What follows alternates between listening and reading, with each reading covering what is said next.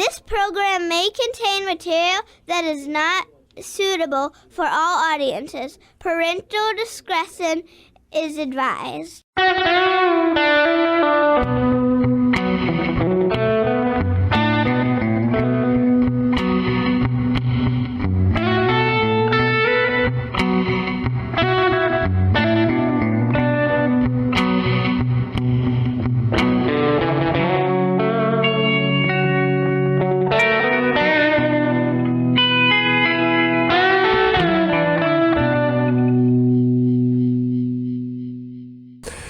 Welcome to Straight Talk with DC Hanna, coming to you live from the heart of the Corona apocalypse in the great outdoors.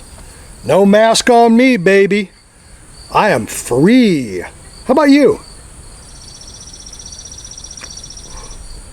Well, this morning I'm smoking a JFR Titan with a Corojo wrapper from Casa Aganorsa. Now, JFR is one of Casa Aganorsa's brand lines. You might think with letters like JFR, it stands for Jose Fernando Reyes, or something exotic like that.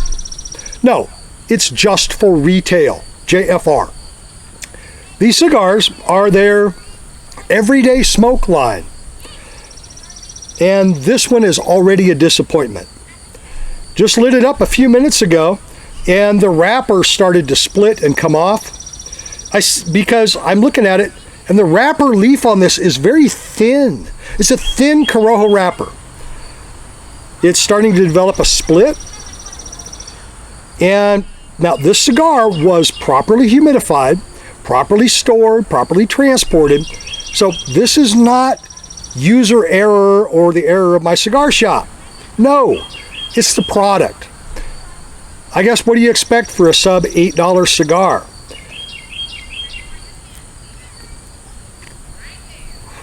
Blah. The only flavor, burnt tobacco and little bits of Corojo leaf in my mouth. It's really not doing anything for me. And since life is too short to smoke bad cigars, away it goes. So let's fire up something a lot better. This is the Herencia from McAuliffe, made by the Gomez Sanchez family. Fine, medium-bodied cigar, easily worth 3 of the JFRs, but yet not 3 times the price. That even makes it a bargain, doesn't it? Well, better. Remember, friends, life's too short to smoke bad cigars. Once you've identified one, throw it out. The fallacy of sunk costs does apply. Yeah, you're out $7 on the JFR. But you know what? You'll never buy one again. Lesson learned. And you can smoke something much better next time. Well, we're in the middle of an upgrade here at Straight Talk with DC Hanna. We now have a new camera, new microphone. We're working the bugs out. And we're working on the new set inside. Until the set is done, we'll be doing our taping out here in the great outdoors. We'll do remotes. We'll find interesting places to shoot. And then when we have the new set, we'll move everything inside. I'm looking forward to it, and I hope you are too. Tasty cigar. So how have you been? Man, it's been a couple of weeks since I've talked to you. This last week, I took the family on a vacation. We went Sasquatch hunting. I know you're laughing, Sasquatch hunting, but our family, we love us some Bigfoot. And so we go out to places and camp and check out nature and look for places where we might find the elusive cryptid. The lovely Mrs. Hannah and Miss Jane, they're addicted to Sasquatch videos and YouTubes with reports of people's encounters with Bigfoot. And so they're well armed. They're the expert, so they're well armed with knowledge about how to find us a Bigfoot. So we took off. We went up to north central Missouri, just outside of Kirksville, to Thousand Hills State Park. The websites say that there have been Bigfoot sightings in the area. And that's also near an Amish settlement, and I always figured that, Amish and Bigfoot, they're both pretty rare. They're kind of shy about, civilization and stuff. So there's probably something that they have in common. It made sense to me. So we went up to Amish Bigfoot country. Like the hat, by the way? There you go. That's one of my relics. One of my war trophies from Amish country.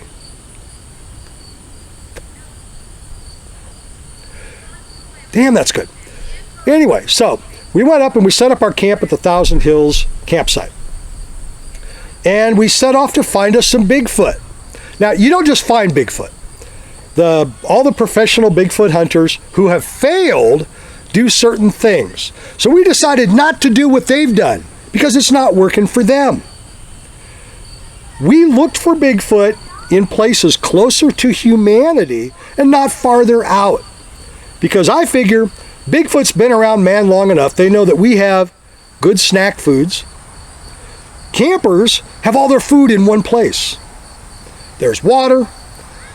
People are, for the most part, afraid to go into the woods, so they stay on the edge, giving Bigfoot plenty of room to maneuver.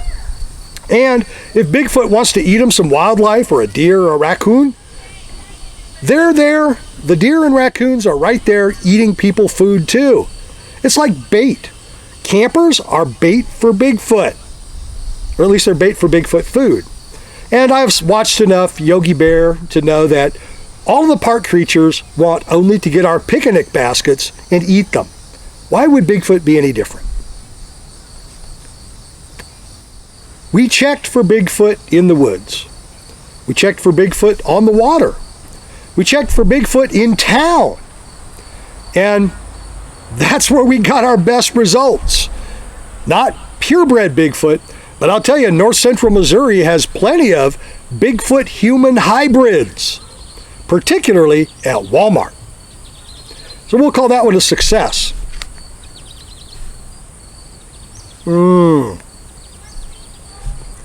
We went up to the Amish settlement in Iowa. No Bigfoot sign, but we did get us some Bigfoot bait. Bigfoot loves sweets and Bigfoot loves meat. So, Lester's Bacon Soda. It should be perfect, right? Well, Miss Jane and I had to try it out to see what it tasted like. Damn, I hope Bigfoot likes this stuff because we were not prepared to drink a whole bottle. It was horrendous. So, that night, we set out our trap, our bacon soda, the Bigfoot bait, and we waited, and we waited, and we waited. No sign of Bigfoot, but ants and the raccoons love this stuff. More power to them. The next night, we decided to call Bigfoot. All those Bigfoot videos, they tell us that there's Bigfoot calls. Now, they stand in the woods and they moo, or they growl, or they roar, or they yowl, or howl. It never draws in Bigfoot. The Sasquatches are probably back in the woods laughing at them. But we learned this summer that Bigfoot has a name, and his name is Daryl. So Miss Jane and I stood on the edge of the woods, and we called Bigfoot. Daryl, Daryl, Daryl, come, and we want to go home. No, we didn't do that part. I figured Bigfoot's not a Harry Belafonte fan. But we called him, Daryl, Daryl. Now, Bigfoot didn't come out of the woods, but some fella came from the next campsite. Oh, you called? That was Daryl. That's as close as we got.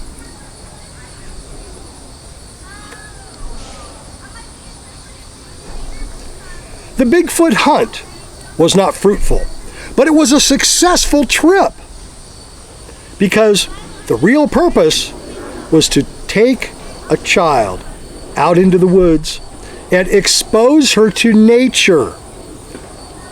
Let her focus her eyes on something farther away than the screen on a phone or tablet. Help her to not feel so locked in with schools closed and kid parties and birthday parties canceled because of the Rona. It was to get out and enjoy nature. And that's exactly what we did. It was very successful. And we'll do it again. I don't expect we'll find Bigfoot, but we will have fun looking. You're watching Straight Talk with DC Hanna on YouTube. I'm going to take a short break. When I come back, a little gun talk.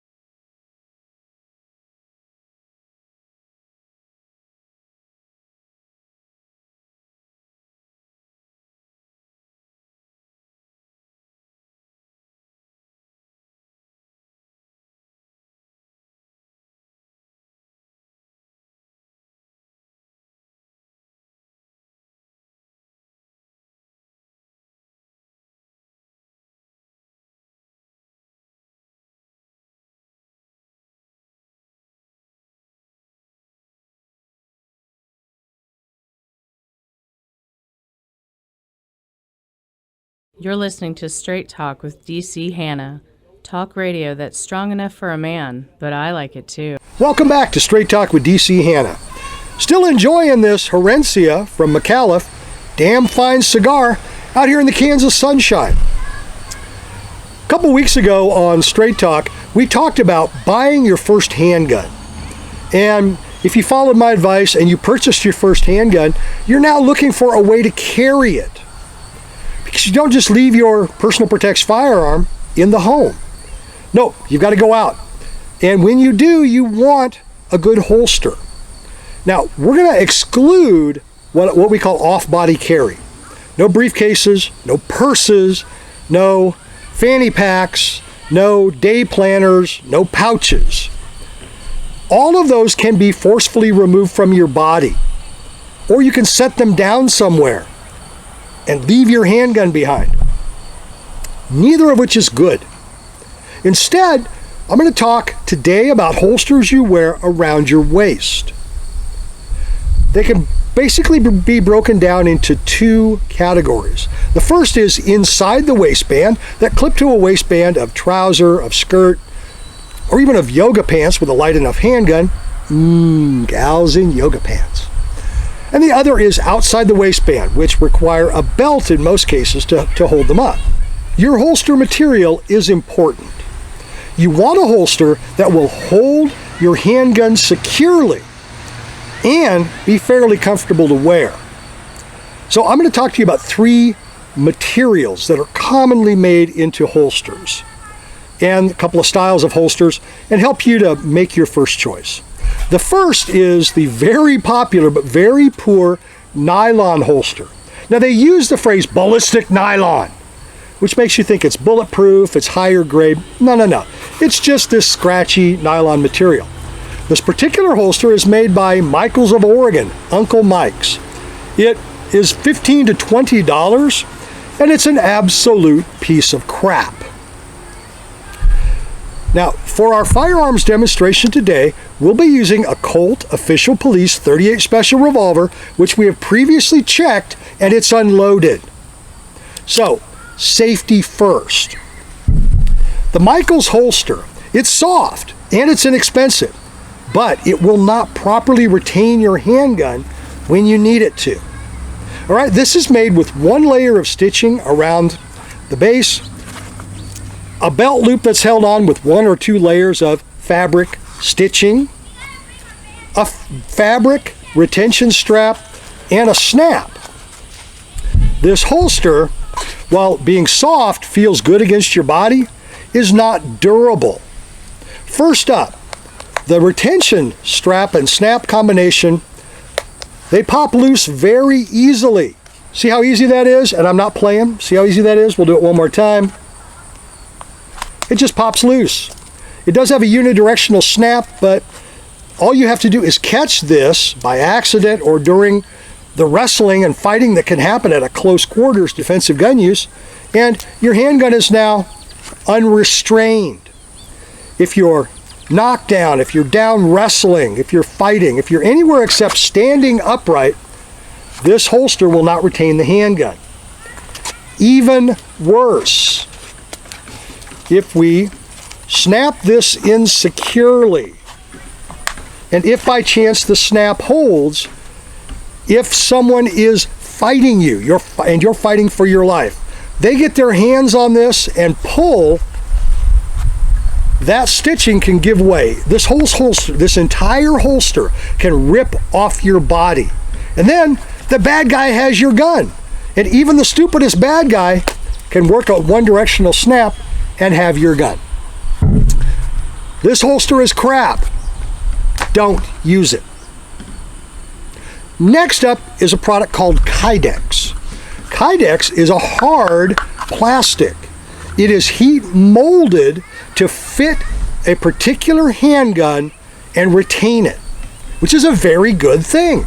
Now, for this purpose, we're using a blue gun simulation of a Walther PPQ M2. I have the actual Walther handgun, and I purchased the blue gun for training and for use in demonstrations on handgun retention. This particular holster, you'll hear it, it locks into place. The molded polymer, it locks in the trigger guard without depressing the trigger. It locks the slide stop on either side. It locks even the serrations on the front of the barrel. This holster will not let the handgun out, but it will allow you to draw. It takes a little more effort, but that just means it takes a little more practice. Kydex is an excellent material for holsters, and a lot of people swear by it. If they carry their handgun in the appendix position, which is right down here, pointed at your manly bits, fella, that Kydex holster can be uncomfortable pressing on soft flesh. An inside the waistband Kydex holster can press in against the soft spots. It can even pinch. I don't like that. As practical and long-lasting as Kydex is, this is not my first choice for a holster. If it's your first choice, more power to you.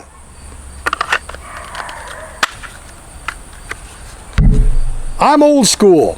I like a good, well-made leather holster.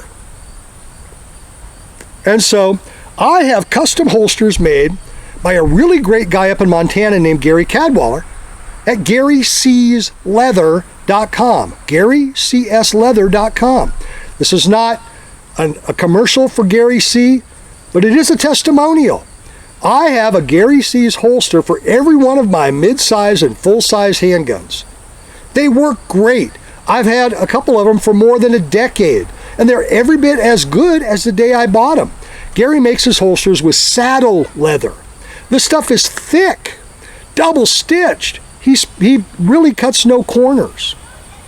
This particular holster is an outside the waistband holster with a tunnel and a cut loop, and it fits tightly up against your body.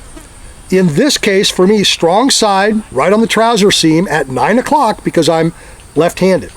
And it holds this handgun that it was made for very securely and very tightly against my body. When I say very securely, I mean it. Look at this. The inside of the holster is the rough surface of the leather. It's a full wraparound friction grip. And if I'm wrestling because someone has attacked me and I'm no longer standing, the gun is still held in place. But if I need to, I can draw it out. These holsters are great. Check out Gary C's Leather. But there are some occasions where a holster outside the waistband may be too obtrusive, and you need something a little more concealed. In that case, this is an inside the waistband holster made by Kramer Leather. There are a number of great inside the waistband holster manufacturers: Galco, Bianchi, Safariland, and custom makers that make great inside the waistband holsters. Avoid cheap Chinese crap, particularly stuff you see advertised on Facebook.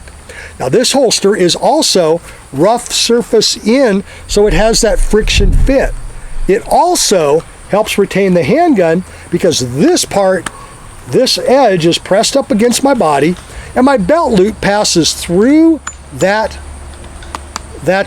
clip, pressing the gun up against my body for a real friction fit. But it will still draw if I need it, right? So, pick good gun leather. Don't skimp on it. And then buy a $20 piece of crap leather, whether it's holster, whether it's Chinese leather, or whether it's nylon. You're counting on your self-defense gun to protect your life and that of your family. So, spend a little extra, buy holsters that you'll own for years or even a lifetime, and you'll be a lot happier. And you will wear your gun more often, and you'll be more prepared. Now, once you've purchased your holster, wear it on the same place on your belt all the time. Because under stress, you want your hand to go to the same place every time. This is not the time to stop and think, now where is my gun? Is it appendix carry? Is it strong side? Is it small of the back? Is it shoulder holster? Is it cross draw? If you're startled and you need to draw your gun, if you're under attack and you need to draw your gun, your hand needs to go to the same place every time.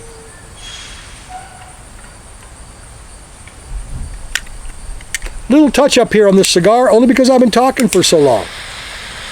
It's burning evenly, and it tastes so good.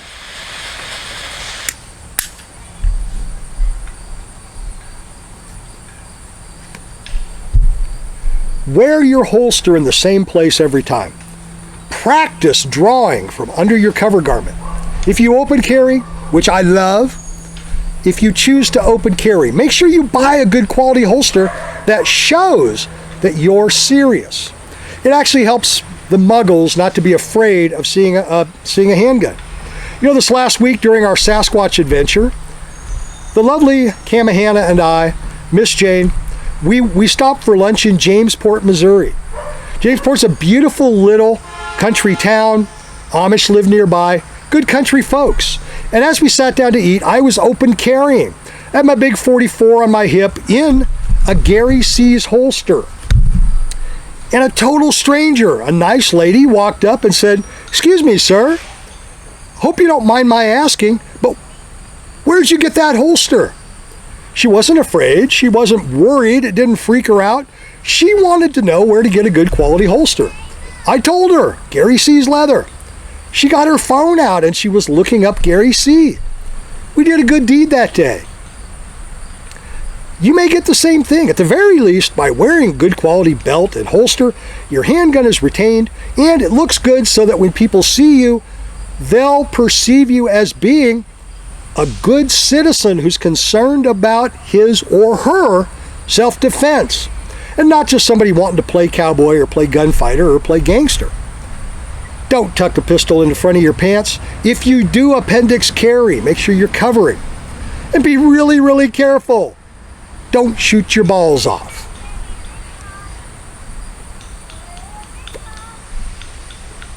This is such an enjoyable cigar.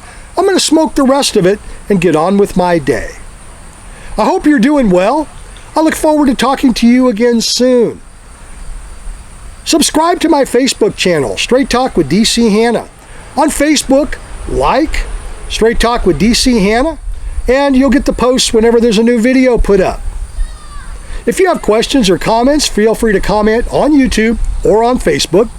You can also contact me through Facebook. Send me a message at Straight Talk with DC Hannah with your ideas for future shows, your questions, your photos, and your comments. I look forward to hearing from you. Peace out. For my family and my friends, I love you. Stay strong, and I'll talk to you soon. I'm out of here.